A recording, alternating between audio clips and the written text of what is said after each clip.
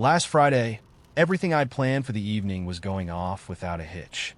Or so I thought. It was going to be perfect. One of those nights where the stars align, the wine flows, and you think this is what life's about. I'd been sneaky careful. Our anniversary was coming up, and I wanted to surprise Kayla with something memorable. A cozy, private dinner at Basil in Time, the first restaurant we ever went to together. It wasn't just the food or the ambience. It was a nostalgia trip wrapped in candlelight. I'd even arranged for the chef to recreate a dessert they'd taken off the menu. Some ridiculous chocolate souffle that Kayla still raved about years later. You don't just wing a move like that. It takes persistence, charm, and a level of coordination that could rival a military operation. Everything was ready. I just needed to get through the workday without blurting it out from sheer excitement. But of course, Kayla, with her boundless energy and knack for doing the unexpected, had other plans. Around 2 p.m., my phone buzzed. It was Kayla, sending me an avalanche of text messages. OMG, I've been dying to tell you. The first one read, followed by a string of heart emojis. Then, don't make plans tonight. Seriously, you'll thank me later. Winky face. My stomach flipped. At first, I thought maybe she'd figured out my plan and was playing coy. But no, she didn't know. She couldn't know. I hadn't left a single clue, which meant she had her own plan. For a second, I just stared at my screen, paralyzed. Was it possible to outsurprise someone? I texted back, trying to keep my cool. Oh, what's the occasion? Her reply came fast. Not telling. Just trust me. Dress comfy but cute, Kay. Comfy but cute? What did that even mean? My mind raced as I tried to piece together what she might be up to. A movie night? A concert? Some elaborate puzzle room thing? My plan involved dressy casual and a lot of wine, but I could pivot. Maybe. Hopefully. By the time I got home, the mystery deepened. Kayla was waiting at the door, grinning like a kid who'd just discovered a hidden stash of candy. You're gonna lose your mind, she said, practically vibrating with excitement. Can't wait. I lied, my own anxiety building. She led me inside, and that's when I saw it, the picnic basket. And not just any picnic basket. This thing was an overachiever. Woven wicker, a red and white checkered blanket folded neatly on top, the whole Pinterest-worthy aesthetic. I blinked. Picnic? I asked, my voice tight. Not just a picnic, she said, grabbing my hand and pulling me toward the kitchen. An experience. She opened the fridge with a flourish, revealing a spread of meticulously packed food. Cheese, charcuterie, fresh strawberries, even tiny jars of honey. I planned it all, she said proudly. We're going to that spot by the reservoir. You know, the one where we watched the fireworks last year? And, wait for it, I booked a photographer. I froze. A photographer? Why do we need a photographer? I asked, genuinely baffled. Because we don't have any good photos of us together, she said, as if it were the most obvious thing in the world. And I thought, you know, sunset is looking adorable, something we can frame for the living room. She was beaming, completely oblivious to the fact that her sunset photo shoot was on a collision course with my intimate restaurant dinner. My chest tightened as the weight of it hit me. Neither of our plans could survive the night unscathed. Oh, wow, I said, trying to muster enthusiasm while simultaneously calculating how I could salvage my reservation. That's so thoughtful. I know, she said, misreading my tone as delight. I thought it'd be fun to do something different this year. You always go all out, so I figured it was my turn. And there it was, the kicker. She'd done this for me. For us. How was I supposed to tell her I'd already spent weeks orchestrating my own grand gesture? For a second, I considered just letting it happen, going along with her plan and scrapping mine entirely. But the thought of that souffle and the little card I'd written but hadn't signed yet made my chest ache. It wasn't about the dinner itself.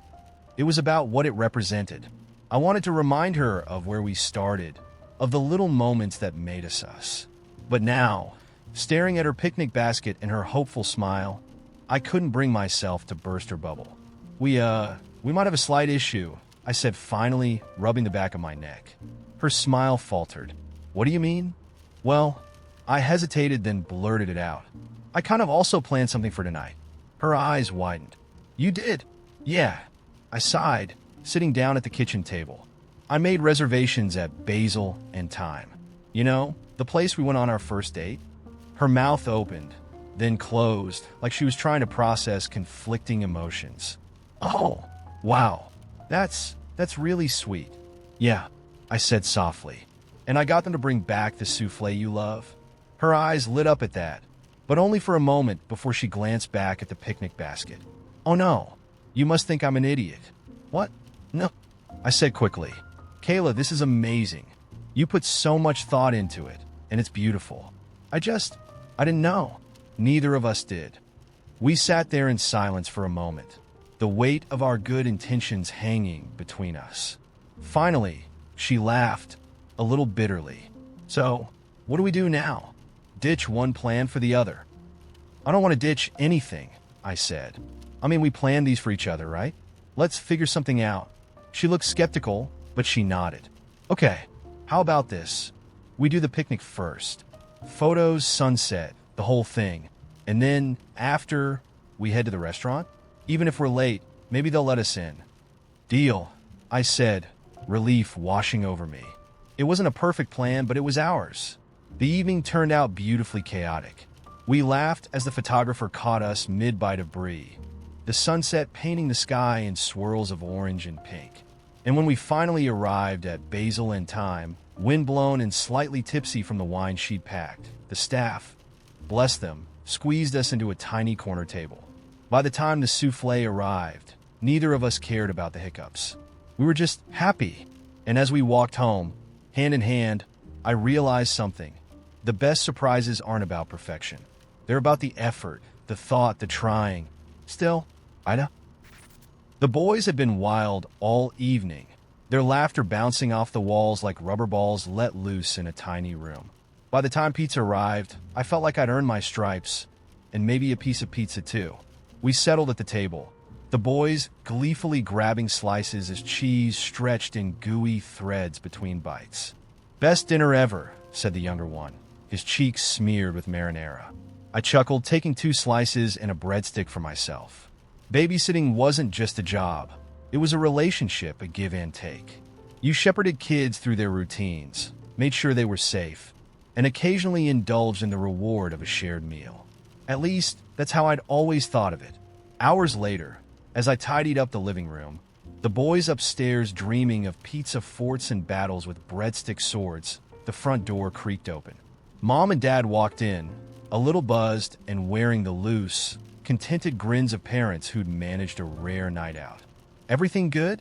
Mom asked as she dropped her purse onto the counter. Great, I replied, smiling. The boys loved the pizza. And that place? Amazing. I've never had pizza from there before. She froze mid-step, a strange expression flitting across her face. You ate some? I hesitated. Just a couple of slices and a breadstick. Dad set down his keys with an audible clink.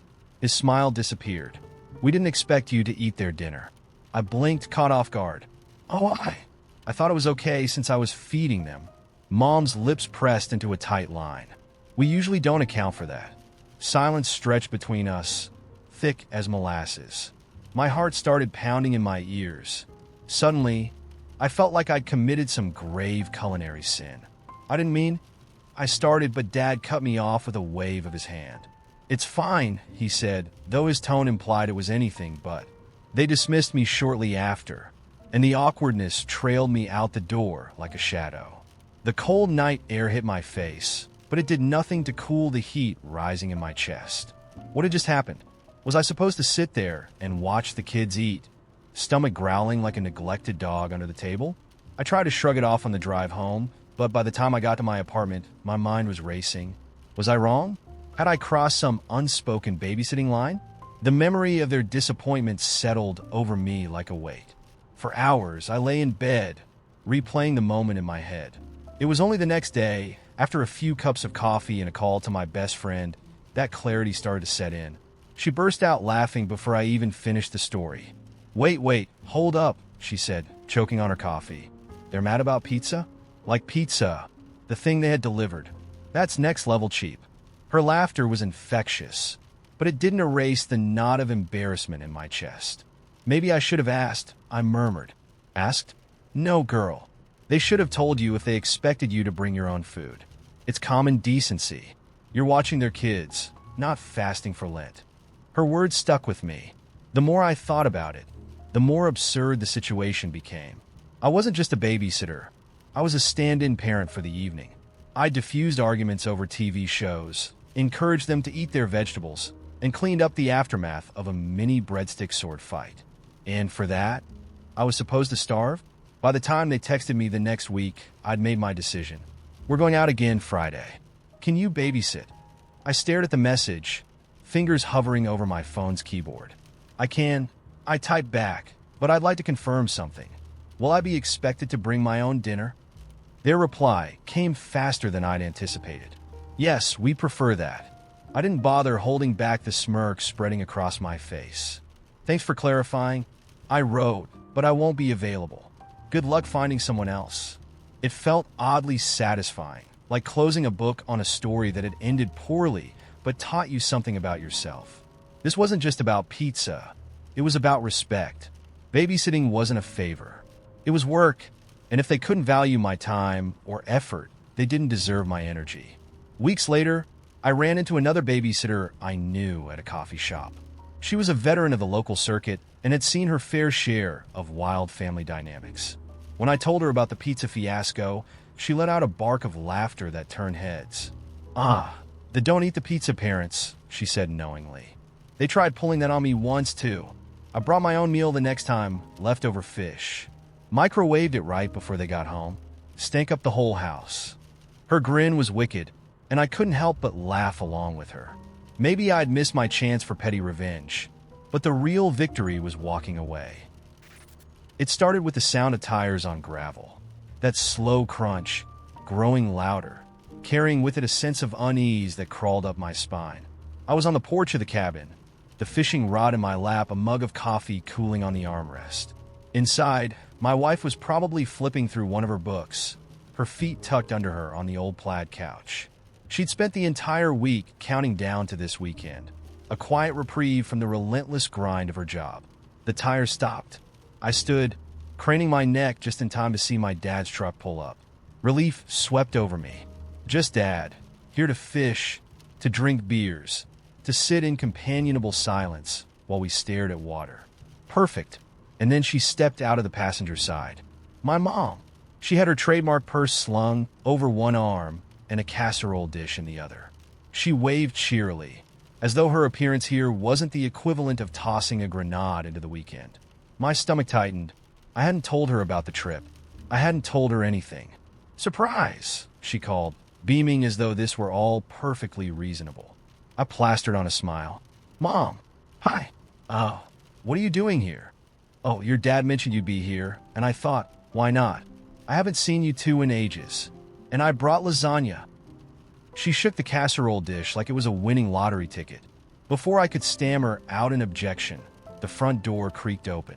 My wife stood there, her expression the perfect cocktail of confusion and dread. She didn't say a word. She didn't have to. "Isn't this cozy?" Mom chirped, breezing past me like a storm cloud made of lavender perfume. "I'll just put this in the fridge. I'll look at this kitchen. So rustic." Great." I mumbled, shooting my dad a look that screamed, "Why didn't you stop her?" He shrugged in that helpless way of his, like he was just as much a victim of this ambush as I was. "She wanted to come," he said simply. "You know how she is." I did know. That was the problem. The afternoon spiraled out of control quickly. My wife retreated to her corner of the couch, her book a shield against the whirlwind of my mom's chatter. "Why don't we all have dinner together tonight?" Mom suggested, oblivious to the tension thickening the air. "We could do a nice little family meal." "She's here to relax," I said, my voice low, hoping to defuse the situation without detonating it. "Not to host." "Well, of course." Mom laughed, waving me off. "But we're all family. What's a little dinner?" I caught my wife's eye. She shook her head almost imperceptibly, then stood, her book tucked under her arm. "I'm going to read in the bedroom," she said softly, disappearing before anyone could stop her. Mom's smile faltered. She turned to me, her voice dropping into that dangerous tone she reserved for disappointments. That wasn't very gracious of her. I sighed. Mom, she wasn't expecting company. She's not here to entertain. Well, excuse me for wanting to spend time with my son and his wife, she snapped. I thought we were welcome. You weren't invited. The words tumbled out before I could soften them. This was supposed to be her time to unwind. You showing up like this, it's not fair. Her mouth opened and closed like a fish gasping for air. I didn't realize I needed an engraved invitation to see my own family. I rubbed my temples, exhaustion weighing on me like a net. Mom, you can't just show up like this. She's been under so much stress, and this was supposed to be a break. Next time, ask. Please. Dinner was a quiet, tense affair. My wife stayed in the bedroom, her absence like a glaring neon sign. My mom barely touched her food, her martyr complex in full swing. My dad poked at his plate, muttering something about how it's all fine, really. Afterward, my parents packed up and left without much fanfare. Mom didn't even look back as she got into the truck, her silence louder than any argument she could have made. When I walked into the bedroom, my wife was sitting cross-legged on the bed, a book in her lap, but her gaze distant. She looked up as I entered, her eyes tired but understanding. How'd it go? She asked. They're gone, I said, sinking onto the bed beside her. I told her. I think I told her. She smiled faintly, reaching over to squeeze my hand. Thank you. It wasn't a grand victory. It didn't feel like one, but it was something. A line drawn, a small defense of the fragile peace we were trying to build. Outside, the night wrapped around the cabin, quiet and impenetrable, finally ours again. I knew it was coming when Rachel texted me 3 times in a row, her version of a flare gun shot into the sky. The first 2 messages were generic. Hey, are you free? And can we talk? Then came the third. It's important. Rachel doesn't do important unless it's serious. So I braced myself, left the chaos of the kitchen where my kids were squabbling over whose turn it was to set the table, and stepped into the quiet of my office. I called her back. The moment she picked up, I could hear the tension in her voice. Hey, she said. Listen, I hate to even ask this, but I'm in a jam. Can you do me a huge favor? I closed my eyes, exhaling slowly. Rachel, my best friend since college, had a knack for big asks. Not the small. Can you grab coffee for me? Favors, but monumental ones that usually involve dropping everything. What's going on? I asked carefully. She launched into it. Her partner, Alex, was in the hospital after a bad fall. Nothing life-threatening, but enough to knock the wind out of her plans. Rachel was supposed to fly out to Chicago the next morning for a work event she couldn't skip. I need someone to watch Daisy, she said, her voice cracking. Just until Friday. Daisy, her 5-year-old daughter, was practically family. But as much as I adored that curly-haired tornado, I knew this was the worst possible week for me. I glanced at my desk, where my laptop was open to a glowing spreadsheet, the final draft of a grant proposal due in 2 days. If this proposal didn't land, the funding for my department, my team, would vanish. It was the culmination of months of late nights and weekends. My name was on the line, and so was everyone else's paycheck. I wanted to say yes. I wanted to, but even as the word formed in my throat, I could feel the weight of what it would cost me. Rachel, I started trying to keep my tone steady. You know I love Daisy, but I can't this week. The grant. You're kidding me, she interrupted, her voice sharp with disbelief. The grant? You're going to tell me you can't help me because of work? It's not just work, I said, trying to keep my composure. It's everything. Max has his therapy appointment tomorrow. Nora's science fair is Thursday night. I'm already barely holding it together. And if I mess up this proposal, she didn't let me finish. But I don't have anyone else, Anna. You know my parents are in Florida, and Alex's mom can't even walk up the stairs without help. You're literally the only person I trust with Daisy. The words "you're literally the only person" cut deeper than they should have. I'd been Rachel's rock for years. The one who picked her up at 2 a.m. when she broke up with her college boyfriend. The one who helped her assemble IKEA furniture when she was 7 months pregnant. I was her person, but this time I couldn't do it. I just couldn't. I'm so sorry, I said, my voice cracking. But I'm at my limit. I can help you find someone else. I'll even pay for a sitter if that helps. A sitter, she snapped. Daisy doesn't need some stranger showing up at the house. She needs someone she knows, someone she trusts. Then let me come over tonight and help you prep. I offered. We'll write down everything she needs. I can stay late. You don't get it, she said bitterly. I thought if anyone would, it'd be you. But I guess your work is more important. I flinched, guilt surging. It's not more important. It's different. I can't fail on this, Rachel. And I can't fail Daisy, she shot back. Her voice cracked, and suddenly I could hear the tears she was holding back. I have to go. Rachel, wait. But the line went dead. For a while, I just stood there, staring at my phone. My chest felt heavy, like all the air had been sucked out of the room. I wanted to throw my phone across the desk, wanted to scream. Instead, I walked back into the kitchen, where Max and Nora had moved on from arguing to giggling, whispering conspiratorially over something I couldn't see. Mark, my husband, was setting the table. He looked up when I came in, taking one look at my face and shaking his head. Rachel, he asked. Rachel, I confirmed, dropping into a chair. She needed me to watch Daisy this week. Mark nodded slowly. And you told her no? I had to. The grant, the kids, it's just too much. You did the right thing, he said, his tone gentle but firm. Then why does it feel like I just let her down in the worst way? I whispered. He came over and kissed the top of my head. Because you care. But caring doesn't mean setting yourself on fire to keep someone else warm. I nodded, but the weight of the decision didn't lift. The next morning, I texted Rachel again, offering to pay for a professional nanny service or to rearrange my schedule for an afternoon shift if she needed time to breathe. Her response came hours later. Don't worry about it. I figured it out. That night, as I sat at my desk, poring over the final draft of the grant proposal, I kept glancing at my phone. I thought about calling her, explaining again, apologizing again.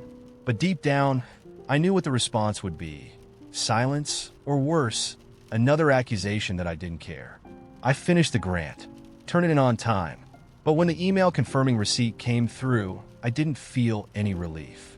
All I felt was the echo of her words. I thought if anyone would get it, it'd be you. So here I am now, staring at my phone again, wondering if I should have done things differently.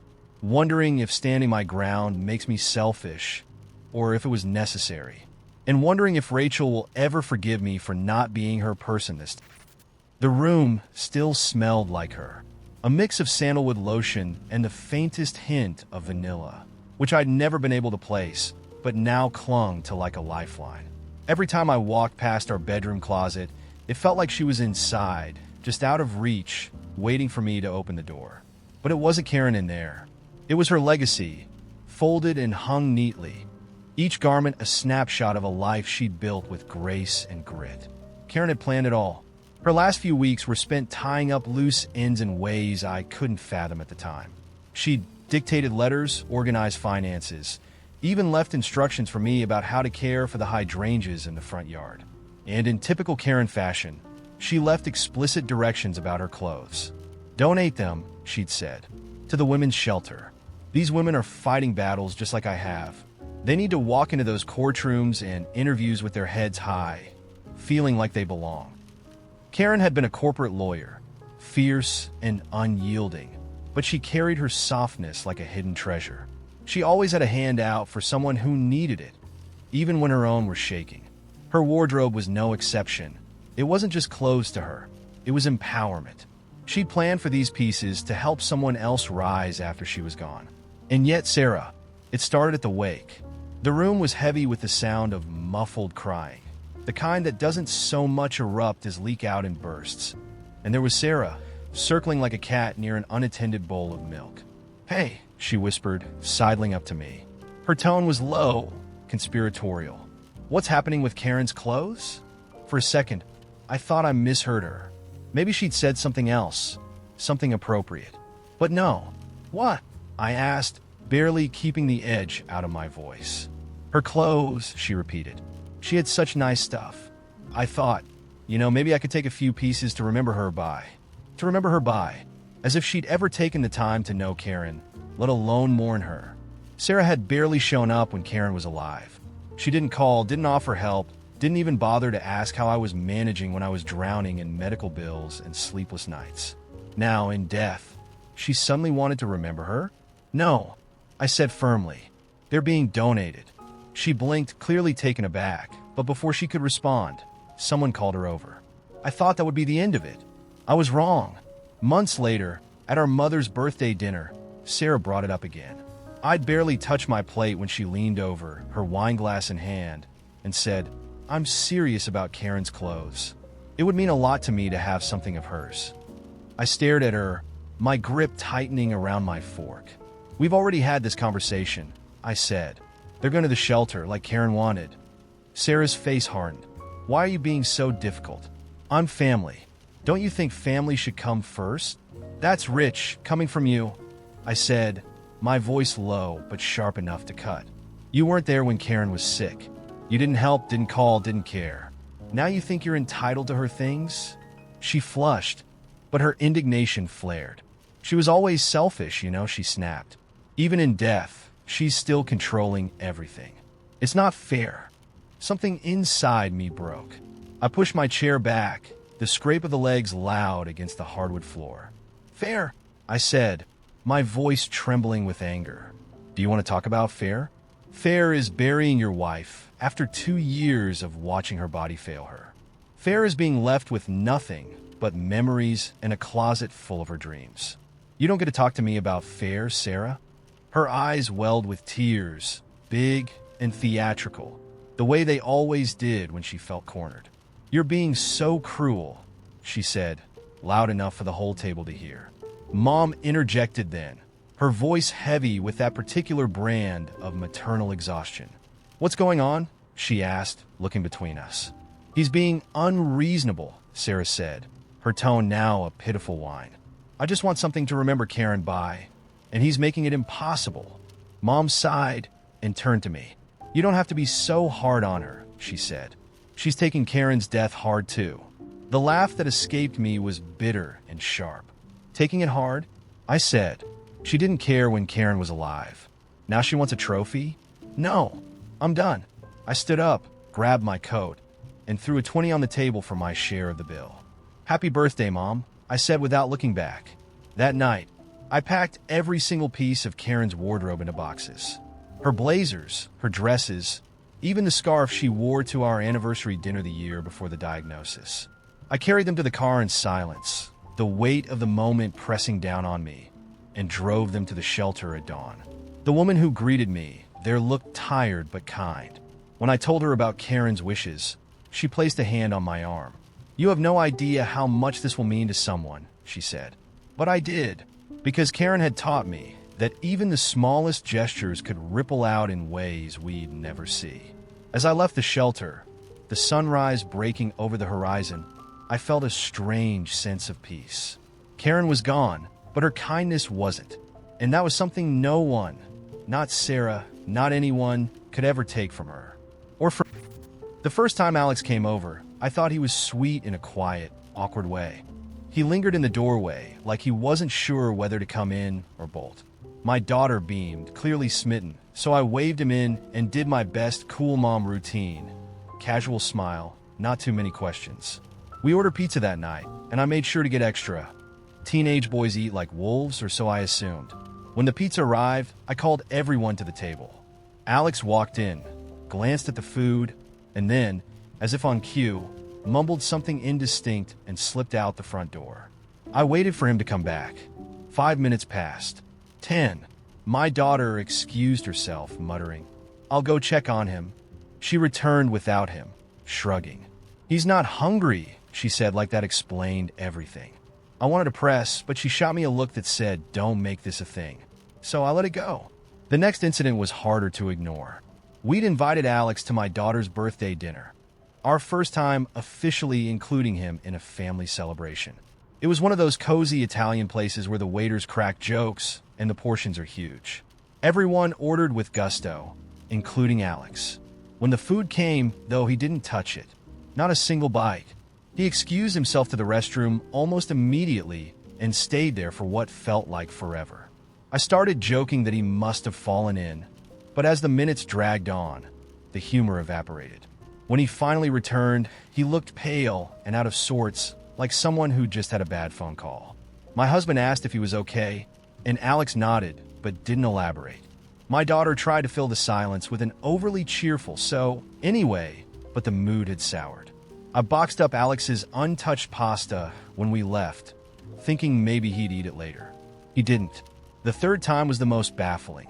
We'd spent the day hiking, a rare family outing that actually went well. Even Alex seemed to loosen up, cracking a smile now and then. By the time we got back to the car, we were starving. I suggested a diner nearby, one of those charming greasy spoons with jukeboxes at the booths. Alex came in with us, and I thought maybe this time will be different. It wasn't. We ordered burgers, fries, milkshakes, the works. Alex, once again, declined to order anything. He just sat there, hands in his lap, not even pretending to glance at the menu. While we ate, he stared at the table, occasionally stealing glances at us. Every now and then, I'd look up and catch his eyes darting away, like he'd been caught spying. It was unnerving. My appetite shrank with every bite, and I started feeling the kind of self-consciousness you get when someone points a camera at you unexpectedly.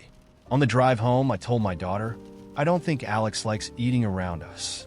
She sighed, exasperated, and said, "He doesn't.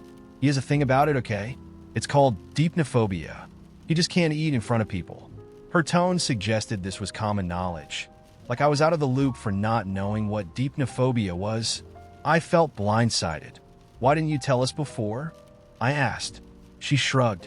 I didn't think it mattered, but it did matter. His behavior wasn't just affecting him. It was affecting all of us. I told her as much. "Look, I get that he has a phobia, and I feel for him, I really do. But it's uncomfortable for me to eat when someone's just sitting there, not eating and staring. Maybe he shouldn't be here during meals if it's so hard for him." My daughter exploded. "You can't just ban him from meals. That's so mean. What if he had a real disability? Would you treat him like this?" I tried to explain that it wasn't about his phobia, but about how his silence and detachment made meals awkward for everyone else. She wasn't hearing it. The next morning, my daughter barely spoke to me, slamming cabinet doors while making her breakfast. I considered apologizing, but for what? Wanting to enjoy meals in my own home? On one hand, I felt for Alex. His phobia clearly wasn't something he chose. On the other hand, how long was I supposed to tiptoe around his discomfort while sitting in my own? I keep replaying our interactions, wondering if I missed something. Could I have handled it better? Maybe. But a part of me thinks this isn't just about Alex. My daughter is young, and young love has a way of making you think everyone should cater to your partner's quirks, no matter how disruptive. I get it. I was 17 once. But at some point, don't we all have to learn to meet people halfway? The fight started with a tea kettle. Well, not the tea kettle, just the concept of it.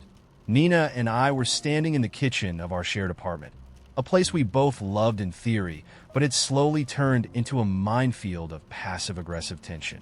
She was at the stove, trying to boil water in a saucepan because, apparently, our actual kettle had disappeared. "Have you seen it?" she asked, jiggling the handle of the saucepan like she was mad at physics itself. Her voice was casual, but the undertone was there, the faint edge that meant this is about more than a kettle. No," I said, stirring my coffee too long, hoping to appear neutral.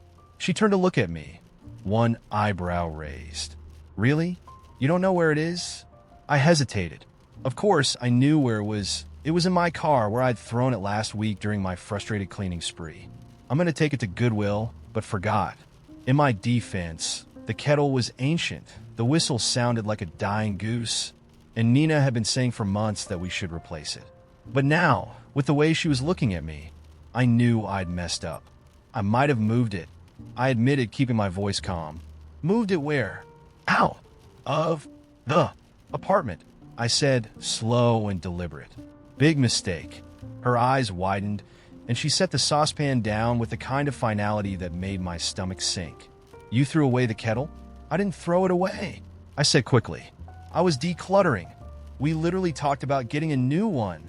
"No, you talked about getting a new one." I said it was fine. "I've been using that kettle since college." "That's exactly my point," I snapped. "It's ancient. Half the time, it doesn't even whistle anymore. It's not a kettle. It's a rusted tin can with dreams."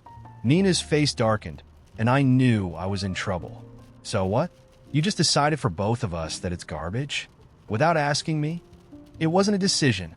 It was just cleaning. It's a kettle, Nina, not a family heirloom. Wow. She laughed bitterly. You're incredible. You make all these little decisions like they're no big deal, but it's always your call, isn't it? Oh, come on. I groaned. It's not like I'm out here donating your clothes or selling the couch. It's a $10 kettle. It's not about the money, Sam, she shouted, throwing her arms up. It's the principle. You do this all the time. You take charge of things that don't need taking charge of. You think you're being helpful, but you're just steamrolling me. Steamrolling? Seriously? Over a kettle?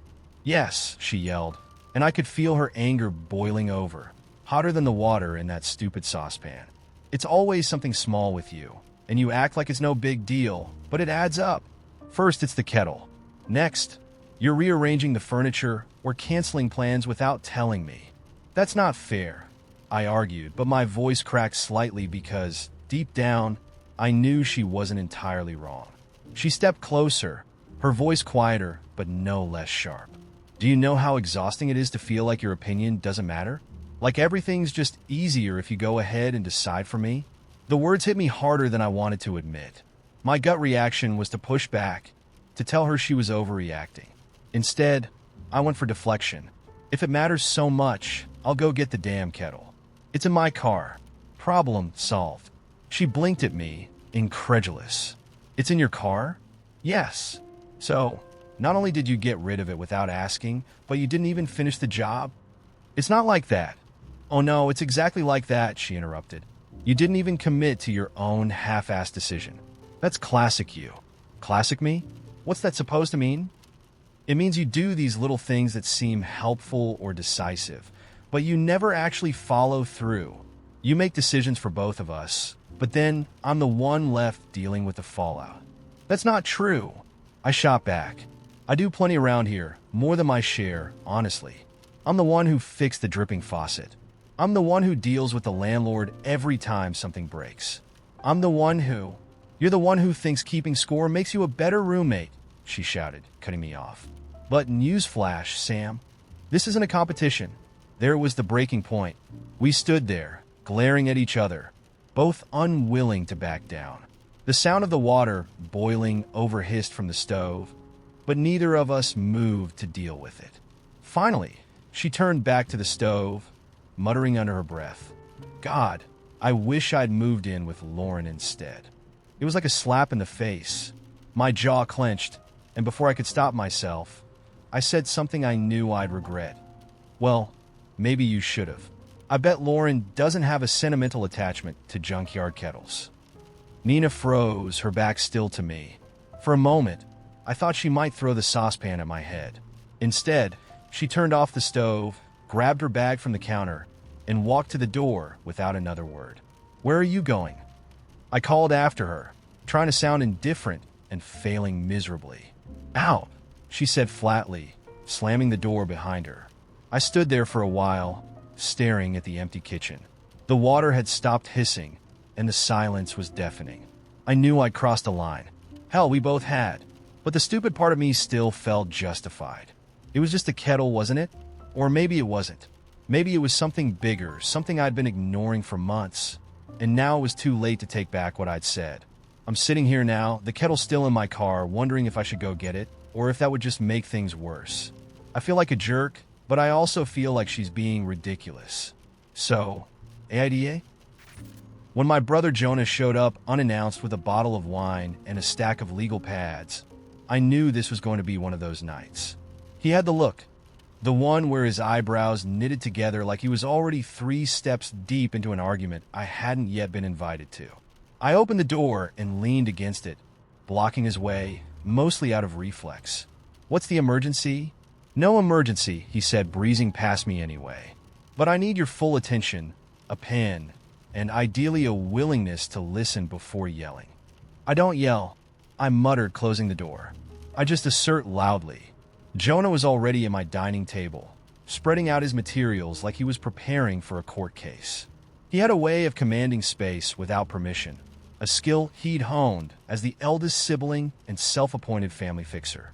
I sat across from him, arms crossed. All right, what's this about? Did Dad fall for another timeshare pitch? Jonah ignored my jab and opened the wine, pouring us each a glass before sliding one toward me. It's about Mom, he said simply. I froze, my hand hovering over the glass. Of course it was about Mom. Everything was about Mom these days. Specifically, about how her memory was slipping, how her once sharp wit had dulled, how she called me Sarah last week even though my name is Mia and Sarah's her best friend from the 1970s. What about her? I asked, though I already felt the answer creeping in, unwelcome and unavoidable. Jonah hesitated, uncharacteristically unsure. I've been talking to her doctor, and we're at a point where she really shouldn't be living alone anymore. My stomach sank, and I could feel the tension gathering in my shoulders. She's not alone. I'm 10 minutes away. I check on her all the time. That's not enough, Jonah said, his voice soft but firm. She needs someone there all the time, someone who can help her when she forgets where she put her keys or leaves the stove on. And that someone is supposed to be me, I said flatly. Jonah didn't answer right away, but his silence was answer enough. I took a long sip of wine, stalling. I just got the promotion, I said finally. This job is a big deal for me. It's everything I've been working for. If I move in with Mom, that's not happening. I know, he said, rubbing the back of his neck. And I'm not saying it's fair, but I live 3 states away. You're here, Mia. You're here. Yeah, and that's been the arrangement for years, hasn't it? I shot back, heat rising in my voice. I'm the one who stayed. I'm the one who makes sure she's okay, who takes her to appointments, who listens to her tell the same story about her high school prom 10 times in a row. And now, because I stayed, I get to, what? Put my life on hold indefinitely? Jonah winced, and I immediately regretted my tone. He wasn't the enemy. None of us were. But still, the weight of his assumption that my dreams were more negotiable than his stung. I'm not saying you have to do it forever, Jonah said quietly. Just until we figure something out. Maybe hire someone if we can afford it. I don't know. I'm just worried, Mia. I'm scared something's going to happen to her when no one's there. His words landed like a heavy stone in the pit of my stomach. Of course he was scared. I was too. Every time I left Mom's house, there was a gnawing anxiety that I'd get a call from a neighbor or a paramedic before I even made it home. But that fear didn't make this any easier. We sat in silence for a while, the wine untouched between us. Jonah had pulled out one of his legal pads and was writing something down, probably some practical solution I'd inevitably poke holes in. I hated this dynamic. The two of us acting like generals at war, strategizing over a shared burden we didn't know how to carry. You could move back, I said suddenly, breaking the quiet. Jonah blinked at me, startled. What? You? I repeated. You're the golden child, the one who's always been Mom's favorite. Why don't you pack up your perfect little life and come take care of her? His face twisted with guilt and something else, frustration, maybe. Mia, I can't just... Why not? I snapped. Because your life is too important? Because you've got a family? Because you've managed to set boundaries I never learned how to draw. Jonah's jaw tightened, and for a second, I thought he was going to yell. But instead, he just sighed, deflating. Because it's not practical, he said. I've got a mortgage, kids in school, a wife with a career of her own. It's not fair, but it's the reality. And you don't have to make this your whole life, Mia. We'll figure out a way to share the load.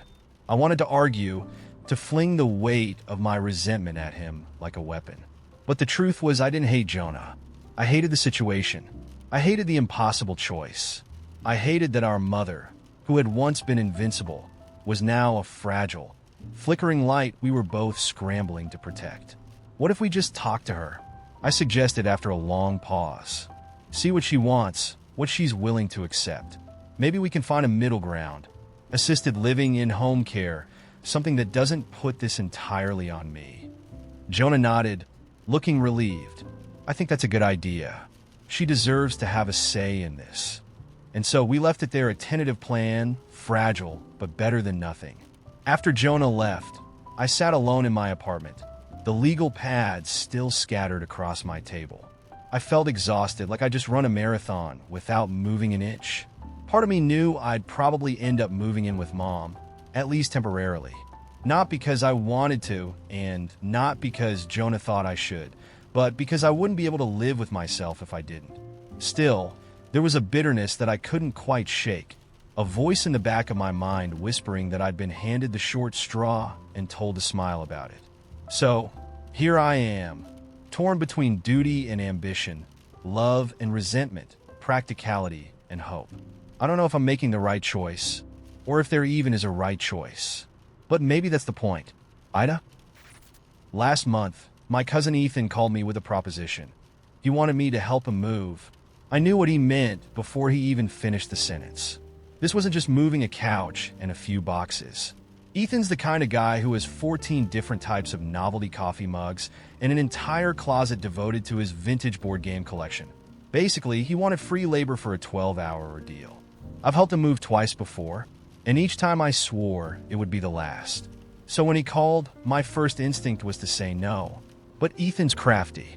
Instead of asking outright, he started with small talk, trying to butter me up. "Man, I just got this new job offer. Big pay bump," he said. "I'm moving into a much nicer place. Totally a fresh start." Then he hit me with it. "I'd really love for you to come see it. Maybe this weekend? Bring some gloves?" I told him I was busy, which wasn't technically a lie. I had a pottery class I'd signed up for weeks ago, and I wasn't about to skip it. But the way Ethan's voice dropped when I turned him down made me feel like I'd just run over his dog. "Oh," he said, "I get it. You've got your own life." He let that hang in the air just long enough to make me feel guilty, but I stayed firm. I told him I hoped the move went smoothly. Then I changed the subject to something innocuous, like the weather. The problem is Ethan doesn't let things go. Over the next week, he sent me a barrage of texts. "You sure you're too busy for your favorite cousin?" he joked. Then it was, "I'm drowning over here, man. This new apartment is on the 3rd floor, no elevator. The movers bailed." Finally, he hit me with, "Guess I'll just do it myself. Don't worry about it." I should have felt bad, but instead, I felt annoyed. Why was this my problem?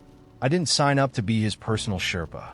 Every time he sent another guilt-laden message, I'd look over at the pottery tools sitting on my counter and feel a small, defiant spark. I had a right to spend my Saturday however I wanted, didn't I? I paid for that class. I've been looking forward to it for weeks. Just because Ethan's idea of preparation was last-minute texts and a hopeful attitude didn't mean I had to drop everything to save him. The day of the move rolled around, and as I was heading out the door, my phone buzzed. It was Ethan. "Hey, can you at least bring some coffee on your way?"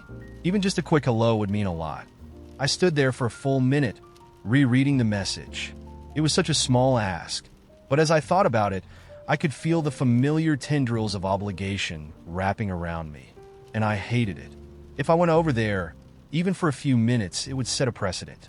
Ethan would keep calling, keep assuming I'd drop everything for him, because I always did. So I put my phone on silent and walked out the door. The pottery class was incredible. 2 blissful hours. I got to sit at a wheel, feeling the cool, damp clay beneath my fingers as I shaped it into something real and tangible. There was this meditative rhythm to it, a sense of accomplishment I hadn't felt in ages. I made a bowl, slightly lopsided but charming in its own way. When I got home, I set it on my kitchen counter and smiled, feeling a rare glow of satisfaction. Then I turned my phone back on. Big mistake. Ethan had texted me 3 times, called twice, and left a voicemail. The texts were a mix of passive aggression and outright frustration. "Hope your busy day was worth it. FYI, I'm doing this alone." And finally, wow, just wow, the voicemail was even worse. Ethan sounded exhausted, furious, and borderline tearful. "I really thought you'd show up, even for a little bit. Guess I was wrong. Don't worry, though. I'll remember this." I stared at my phone, torn between irritation and guilt. Was I really supposed to feel bad for protecting my time? Ethan had years to learn how to manage his own life. If anything, wasn't it enabling him to keep bailing him out? Still, part of me wondered if I could have just swung by with a cup of coffee. Would that have killed me? But then I looked at the little lopsided bowl on my counter, and I felt a pang of defiance. That bowl wasn't just clay. It was a symbol of me finally putting myself first for once. My mom called later that night. Somehow, Ethan had gotten her involved. "You should have helped him," she said. "He's family. You're supposed to be there for each other." I told her I was tired of being everyone's backup plan. "It's not about the moving," I said. "It's about the fact that he assumes I owe him my time just because we're related." Mom sighed like I'd said something incomprehensible. "It's not about owing," she said. "It's about showing up when it matters." But did it really matter? It wasn't like he was moving across the country or fleeing a disaster. It was just an apartment on the 3rd floor, and I was done being a human dolly. Ethan still isn't speaking to me, and honestly, I'm not sure if I care. Maybe he'll get over it, or maybe he won't. Either way, that's his problem, not mine. I know some people would say I was selfish, and maybe they're right. But does it really make me an awful person to want one Saturday to myself? I knew from the moment I decided to host the anniversary party that there was no way I could invite my brother, Liam. Not this time. It wasn't like I didn't love him. God, that wasn't it at all.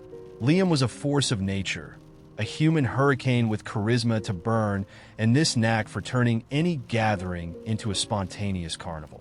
It's just that this wasn't that kind of party. This was for my parents, their 40th wedding anniversary, and I wanted it to be a specific kind of perfect. I'd rented the greenhouse at the Botanical Gardens, the kind with high glass walls dripping with vines and fairy lights. My mom had always loved orchids, so I'd arranged for a whole section of them to frame the dinner tables. It was all planned to the minute. A string quartet for ambience, a 4-course plated meal, and a slideshow of old family photos to play softly in the background. A soft, sentimental atmosphere. Something elegant and heartfelt, not chaotic or loud. Here's the thing about Liam. He's the guy who can charm a bar full of strangers into singing karaoke with him. He's the one who buys a 12-foot inflatable Santa in July just because it's funny and plunks it in his yard. He's that guy, and while I adore him for it, I could already see how it would play out if he came. He'd make some quip during the heartfelt toast that would have everyone laughing, except me. He'd pull some ridiculous prank halfway through dinner that would lighten the mood. And I knew he'd never stick to the dress code, probably showing up in one of those Hawaiian shirts he collects, grinning ear to ear like nothing was out of place. I told myself he wouldn't mind if I didn't invite him. Liam wasn't the sentimental type. Sure, he loved our parents, but he'd probably roll his eyes at the whole formal affair and say something like, "A greenhouse? Really? Aren't we fancy now?" Besides, he had plenty going on. He just started his food truck business, and I figured he'd be too busy to come even if I had invited him.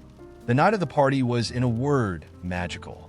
My parents looked radiant, like they'd stepped out of an old black and white movie. My mom in a flowing blue gown, and my dad in his best suit. The food was exquisite, the music was perfect, and the slideshow had everyone tearing up. People kept coming up to me, saying how beautiful it all was, how much my parents must have felt loved and celebrated. And for the first time in months, I actually let myself feel proud. I'd pulled it off. Everything had gone exactly as planned. But then the text started rolling in. It was a picture of me and my parents taken from my Instagram story. "Beautiful," Liam wrote. "Real classy." I could tell from the clipped tone of the message that it wasn't a compliment. I sighed, setting my phone down. I told myself I'd call in the next day, explain everything. But before I could even put my dress back in the closet, the phone buzzed again. Wow, guess I didn't make the cut, huh? I didn't respond right away. What was I supposed to say? That it wasn't personal? That I didn't want him showing up with sparklers or an impromptu mariachi band? That I just wanted one thing in my life to stay under control? Instead, I let the message sit there, glowing on my screen, while guilt started to claw its way in. The call came the next morning. I didn't even get a chance to say hello before he started in. "So, big night last night," he said, his voice laced with fake cheer. "Looked like a real family affair. Too bad I wouldn't know what that feels like." "Liam," I started trying to stay calm. "It's not like that. You what? Forgot I existed?" His voice dropped. "The humor gone now? Or was it just that you didn't want me there? Because let's not kid ourselves. You didn't forget." "Look, it was a formal thing," I said, stumbling over my words. "I didn't think it was your kind of party. You hate these stuffy events, don't you? I was just trying to make it easier for everyone." "For everyone," he repeated, his voice flat. "By which you mean you?" "That's not fair," I said, heat rising in my chest. "You have a way of standing out. This wasn't that kind of night. It was supposed to be about mom and dad, not me, he finished, laughing bitterly. God forbid I steal the spotlight, right? Because I'm the big, embarrassing clown, and you're the golden child with your perfect little orchids and your violin players. That's not what I'm saying. But the words rang hollow even as I said them. Because wasn't it though? You know what hurts? Liam said after a long pause. His voice had softened now, but it was worse this way. Like he wasn't even angry anymore, just disappointed. You didn't even give me the chance to prove you wrong. You just decided for me. Like I wasn't part of the family, like I couldn't be trusted to show up and be there for them. For you. And then, just like that, he hung up. I stood there in my kitchen, staring at the phone in my hand, trying to decide whether I'd just done something unforgivable or completely justified. I'd given my parents a perfect evening, hadn't I? I'd created exactly the kind of night I'd wanted. But Liam's words haunted me. Was it selfish to have cut him out so cleanly, so deliberately? Or was I just doing what I thought was best? We'd been planning the camping trip for months, but to be fair, planning is a generous word for what happened. My friends are terrible at logistics. They have all these grand ideas, wilderness hikes, stargazing, maybe even fishing, but no one wants to sit down and decide on the details. So it always falls on me, the self-appointed trip manager. Which honestly, I don't mind. I like being in charge. The original plan was simple. A weekend in the mountains, roughing it. Tents, campfires, maybe some marshmallows if we remembered to bring them. But as the weeks rolled by, and our group chat spiraled into chaos, half arguing over whether to bring beer or whiskey, half just sending memes, I started rethinking things. I'm not a huge fan of camping, to be honest. The mosquitoes, the dirt, the lack of showers? Not exactly my idea of fun. So I had a thought. What if we tweaked the plan? It wasn't a huge shift, at least not to me. I found this amazing little cabin a few hours from the city. It was perfect, rustic vibes, a fireplace, a hot tub on the deck. And the best part? No tents required. It was close enough to the mountains to still count as a wilderness retreat, but without the whole sleeping on the ground ordeal. I figured everyone would be thrilled once they saw it, so I went ahead and booked it. I didn't tell anyone. It wasn't some nefarious scheme. I just thought, why risk a whole group debate? Everyone would thank me once they arrived. Or so I assumed.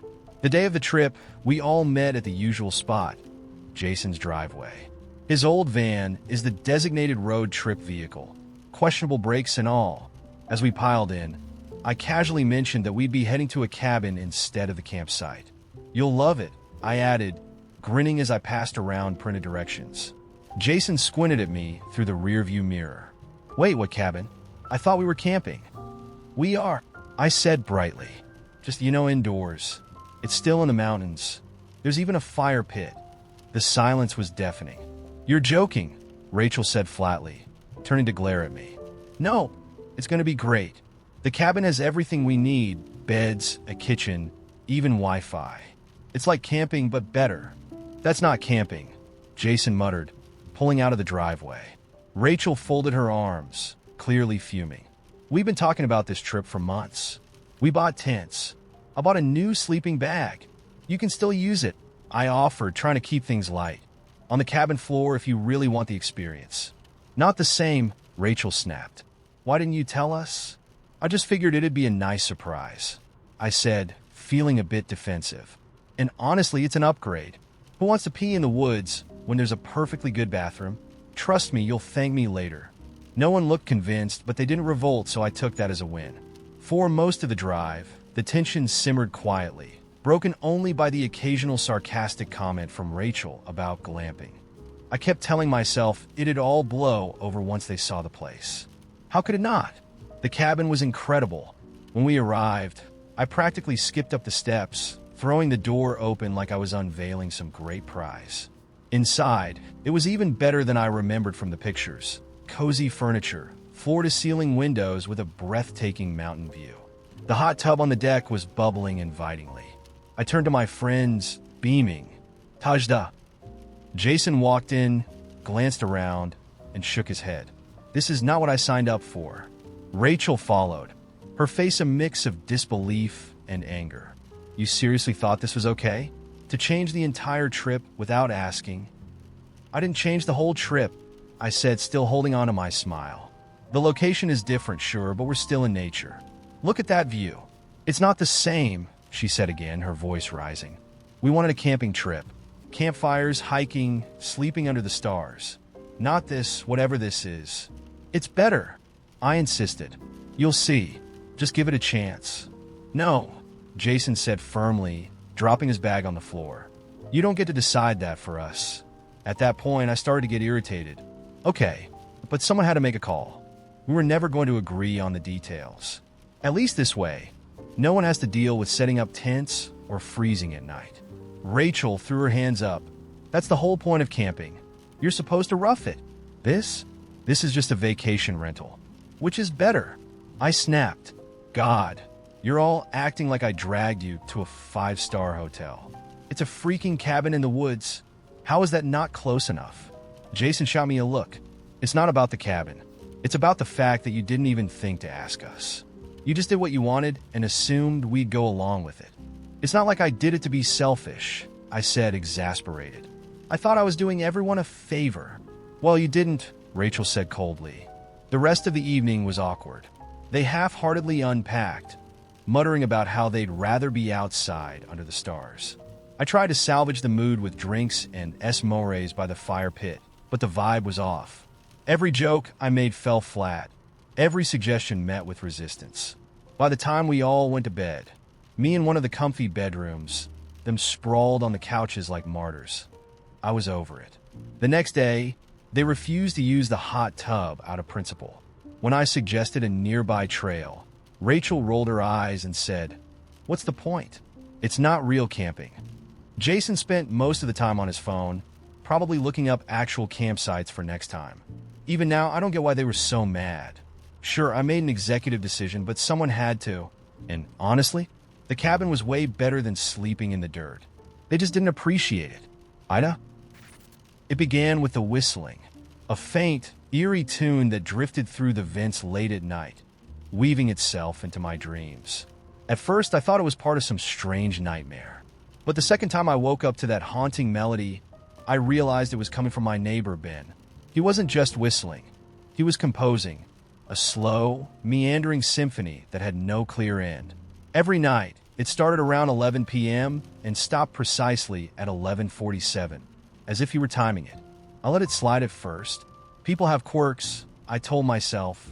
Maybe it helped him unwind or something. But after 3 weeks of listening to his off-key nocturnal opera, my patience began to erode. I started leaving passive-aggressive notes. Sound travels, FYI, smiley face, and quiet hours exist for a reason appeared on his door. They were ignored. The whistling continued, unbothered and unwavering, like the universe's least ambitious horror soundtrack. One night, when I was particularly sleep-deprived, I decided to knock on his door. Ben answered almost immediately, like he'd been expecting me. He was in his late 20s with a messy man bun and an oversized sweater that looked like it had been stolen from a giant. His face was alarmingly serene. "Can I help you?" he asked, as though we were discussing the weather and not his late-night auditions for the Phantom of the Opera. I tried to be polite. "Hey, about the whistling? It's really loud. It comes through the vents."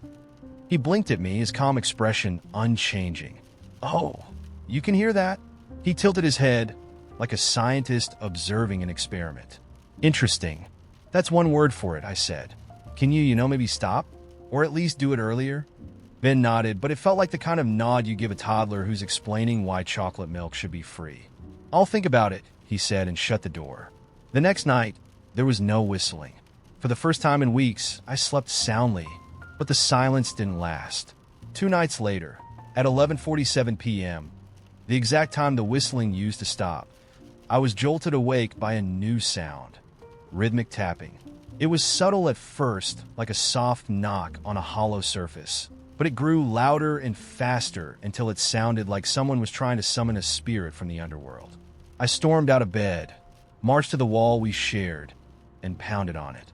The tapping stopped, but then faintly I heard it, the whistling. It wasn't coming from the vents this time.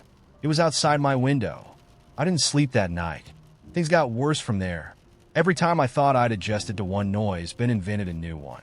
Some nights, it was the slow creak of furniture being dragged across the floor.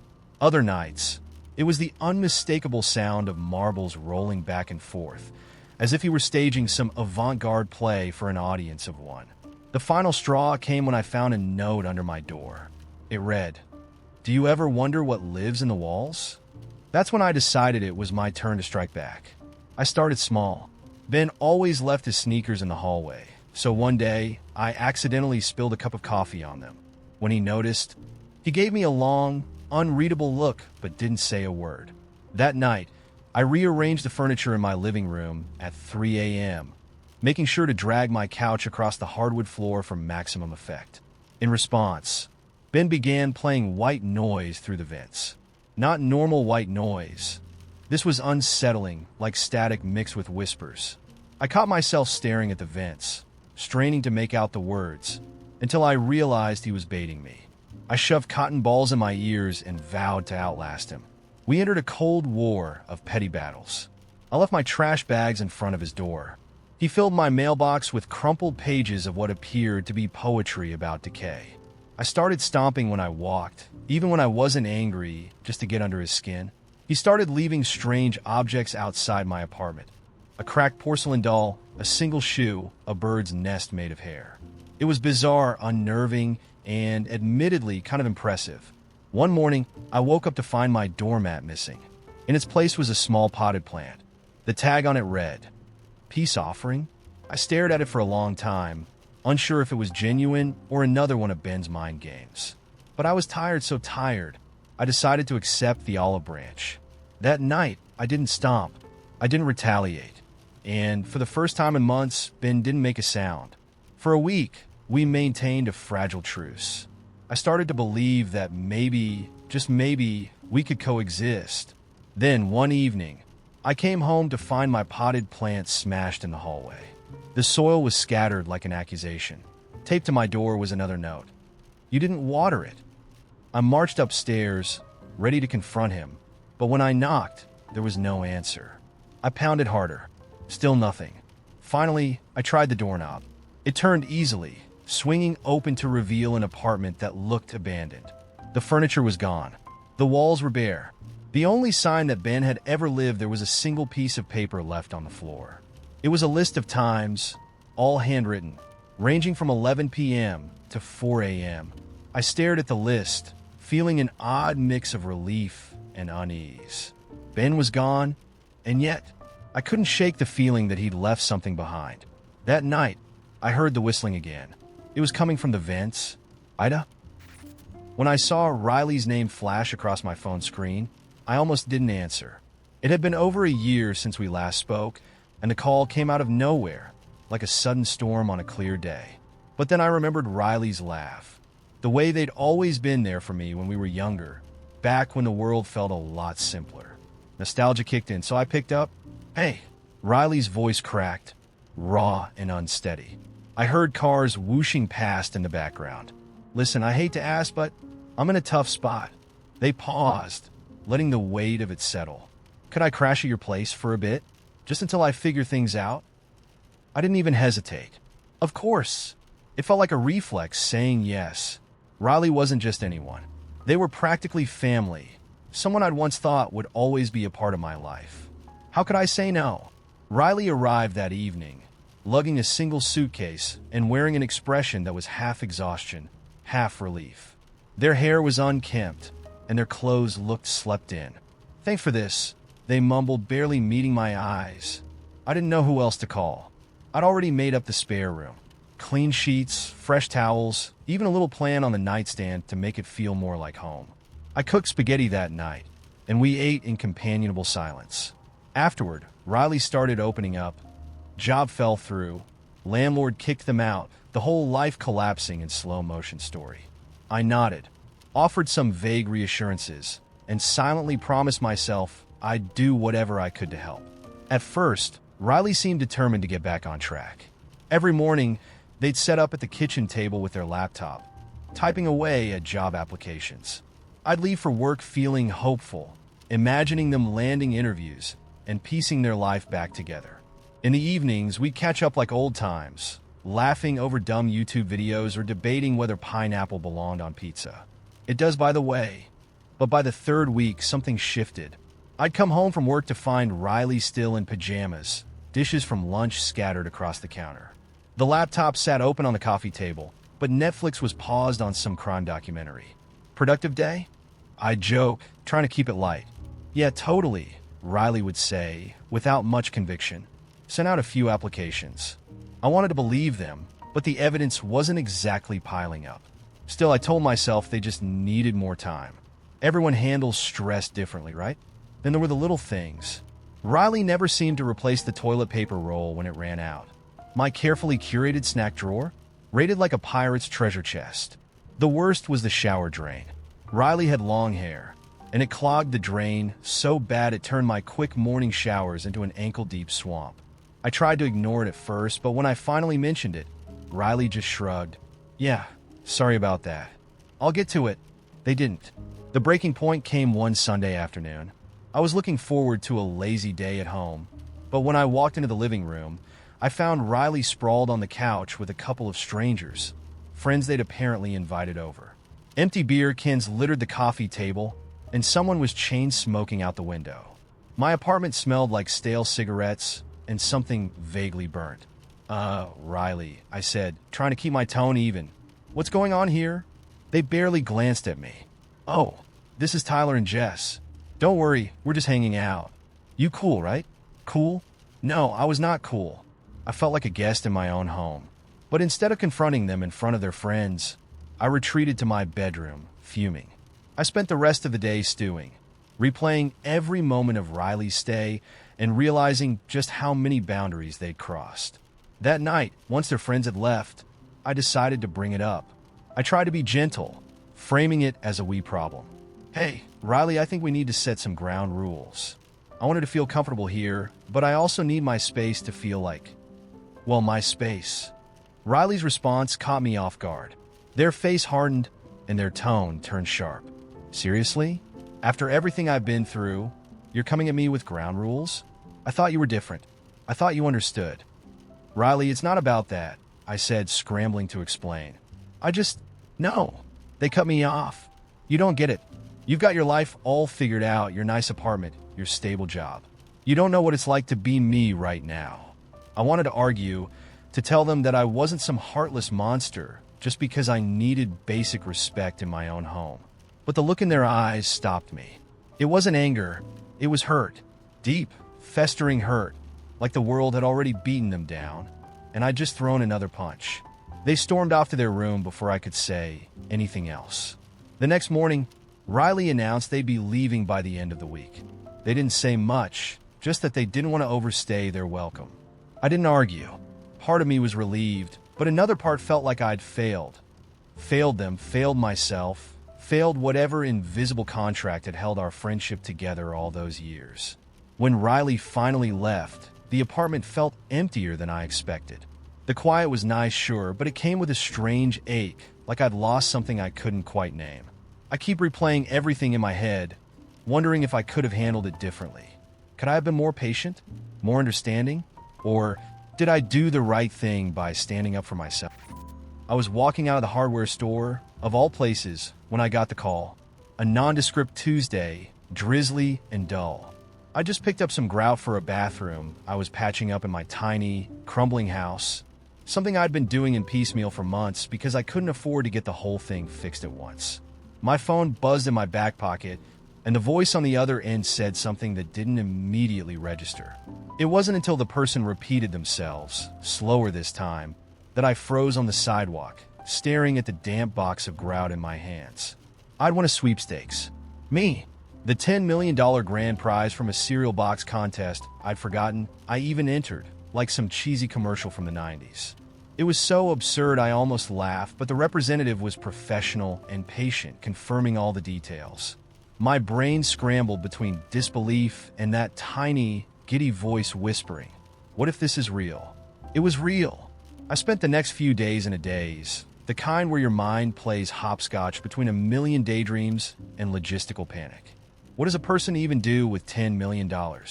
I wasn't wealthy or flashy by any stretch, but I wasn't a recluse either. I liked the people in my life, and the thought of keeping this to myself felt selfish. This wasn't just some windfall, this was a miracle. How could I not share that? So, I came up with a plan, a thoughtful one. I thought I'd pay off my parents' mortgage and give them enough to retire. My brother and his wife would get a solid chunk to cover their adoption plans and cushion their lives a little. I'd set up a college fund for my two nieces. As for my closest friends, those people who'd stuck by me through my worst breakups, bad jobs, and endless rants about grout, I wanted to surprise them with something we could all experience together. A trip, not just anywhere, but to Iceland, somewhere we'd all fantasized about visiting someday when we made it. After the legal stuff was sorted, I invited everyone over for a dinner I cooked myself. I wanted it to feel intimate, special, a way to show how much these people meant to me. When dessert came out, I couldn't hold it in any longer. I stood at the head of the table, my palms sweating as I said, "Okay, I've got some news." The words tumbled out faster than I intended, a little disjointed but sincere. The money, what I wanted to do for each of them, and finally, the trip. At first, there was silence. Then, my mom's voice broke through. "That's wonderful, sweetheart. But are you sure about the mortgage? It's not like we're struggling. Maybe you should keep more for yourself." I assured her it was fine, but her hesitant tone lingered. My dad cleared his throat, muttering something about taxes and whether this was really the best use of that kind of money. My brother, though, gave me this tight smile. "Thanks, but adoption costs more than you think. Are you planning to give more later? Or is this kind of it?" That stung, but I brushed it off. My friends would get it, I told myself. They'd see the heart behind this. They'd be thrilled about Iceland at least, right? Except, as the night went on, the tone shifted. My friend Sarah asked, half joking but not really, "So, does this mean you'll also cover our food and souvenirs on the trip? Iceland's like crazy expensive." Jake, who I thought would be thrilled, said, "I mean, Iceland's cool, but why there? Why not somewhere warmer, like the Maldives or Bora Bora?" "If I were in your shoes," he trailed off, shaking his head in that passive-aggressive way that made my skin crawl. Then came the private chats after everyone had left. My mom called me the next day, voice tight. "Your father's worried about how this will look to the rest of the family. What about your cousins? Your aunt? You're giving them nothing?" My brother texted a laundry list of adoption-related expenses, clearly fishing for more than I'd already set aside. Sarah sent me a link to an upgraded hotel in Iceland, not so subtly suggesting I swapped the budget-friendly spot I'd chosen for something worthy of $10 million. It didn't take long for things to spiral. Word got out. Of course it did. And suddenly, I was fielding passive-aggressive remarks from second cousins on Facebook. One accused me outright of playing favorites and implied I didn't value family. A coworker I wasn't even close to asked if I'd thought about spreading the wealth to less fortunate colleagues. Jake ghosted me entirely, except for a single snarky text. "Guess I wasn't rich enough for your A-list." The worst part was how lonely it all felt. Every gesture I'd made came back to me twisted, either as not enough or too much in all the wrong places. The Iceland trip fell apart when half the group started arguing over dates and accommodations, and the other half dropped out entirely.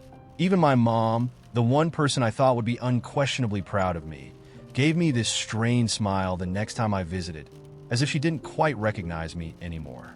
I spent one long, sleepless night replaying everything over and over. Was I naive to think this wouldn't change things? Was it selfish to decide what others deserved instead of just giving freely until everyone was happy? I thought I'd done something good. I wanted to bring us closer, give us memories we'd cherish. Instead, I was left feeling like an outsider in my own life, trapped in this weird purgatory where generosity wasn't generosity unless it matched everyone else's expectations. And now, I can't help but wonder if I should have just kept the grout in one hand and the miracle in the other, and let both collect dust. Would it have been easier that way? When Jake suggested we host a game night with our friends, I thought it was a great idea. Casual, fun, no drama. Plus, I hadn't seen some of our old group in ages. We agreed we'd each invite a few people, split the planning, and keep it low-key. Simple enough, right? Wrong. Somehow, what started as a chill evening morphed into Jake's epic board game extravaganza. By the time I caught wind of it, he'd already sent out detailed invites, complete with a tournament schedule and instructions on bringing themed snacks to match the games. The guest list? About 3 times bigger than what we'd agreed on, featuring people I didn't even know. "Jake," I said, holding up his ridiculous email. "What is this?" He looked up from his laptop, completely unfazed. "It's the plan." "Cool, right?" "No, it's not cool. We agreed on something casual. This looks like Comic-Con for nerds." Jake rolled his eyes. "Relax. People love this kind of stuff. I'm just making it fun." "Fun for who? Half these games take 4 hours to play. And what's with the themed snacks?" "It's immersive," he said, like I just questioned the concept of fun itself. "Trust me, everyone's going to love it." I was too annoyed to argue. Jake had this way of steamrolling through plans under the guise of enthusiasm, and questioning him always made me feel like a wet blanket. So I let it go for a day. Then I realized I wasn't even sure who on my side of the list was coming, because Jake had taken over sending invites. When I asked about it, he shrugged. "Don't worry," he said. "I told them to RSVP to me. It's all under control." Control. That's Jake's favorite thing, I think. And maybe mine too, which is why we're like 2 colliding planets whenever we try to plan anything together. I asked for the RSVPs so I could check who'd said yes. Jake hesitated. "Oh, well, about that. I didn't invite Sarah." "What?" "Sarah was one of my best friends." "Why not?" He shifted uncomfortably. "She's not really a board game person. She'd probably get bored. She's my friend. Shouldn't that matter more than whether she wants to play Settlers of whatever?" Jake crossed his arms. "Look, I didn't think she'd fit the vibe. Besides, the guest list is full." I stared at him, stunned. "Full? Jake, this isn't a concert. You don't cap the number of people at game night." "That's not fair," he snapped. "You've barely done anything for this. I've been doing all the work." It was such a Jake thing to say. Sure, he'd been doing the work, but only because he'd hijacked the whole event and turned it into his personal playground. My frustration boiled over. "Fine, you want to plan everything? Go ahead, but don't expect me to show up." I wasn't serious. At least I didn't think I was. But Jake just shook his head, muttering something about how I was overreacting, and stormed off. That's when my pettiness took over. I picked up my phone and texted Sarah. "Hey, you're coming to game night next Friday, right? Ignore Jake's invite. It's still happening." She replied immediately. "Jake didn't invite me, but sure, I'm in. Thanks for letting me know." That should have been the end of it. But I couldn't stop there. If Jake could run the guest list, so could I. I invited a few more friends he'd missed. People who'd appreciate a good beer and some laughs without needing to memorize rulebooks. Then, for good measure, I ordered a stack of party games. The kind that didn't require 17-page instructions or 6 hours of strategizing. I figured if Jake wanted his tournament, he could have it, but not at the expense of everyone else. By the time game night rolled around, the living room was split like a battlefield. Jake had commandeered one side with his tournament crowd, complete with white bars for scoring and a timer he kept glancing at like some deranged quiz show host. My crew gathered on the other side, laughing over ridiculous rounds of cards against humanity and charades. It started subtle, Jake sighing loudly every time our group erupted into laughter. Then he started making comments. "Could you guys keep it down? Some of us are actually playing." "Sorry," I said sweetly. Didn't realize game night had a decibel limit. One of my friends snorted, which only made Jake angrier. "This is exactly why I wanted to stick to the plan. It's chaos now." "It's called fun," I shot back. Not that you'd recognize it unless it came with a rulebook. The tension simmered all night, until finally Jake announced the end of his tournament, looking visibly relieved. But instead of mingling, he started cleaning up his section of the room with dramatic efficiency. When I tried to talk to him later, he barely looked at me. "You ruined this," he said quietly. "I ruined it? You took over the whole thing, like a dictator. I just made sure my friends could have fun too." Jake glared at me. "You didn't care about fun. You cared about proving a point." That hit harder than I expected because it wasn't entirely untrue. I'd wanted my friends to feel included, sure, but I'd also wanted to knock Jake off his high horse. Instead of solving anything, we'd just spent the whole night in silent competition. Now we're stuck in this awkward limbo. Jake's barely spoken to me since game night, and I don't know whether to apologize or double down. I keep telling myself he deserved it, but deep down, I wonder if I just made things worse. AITA?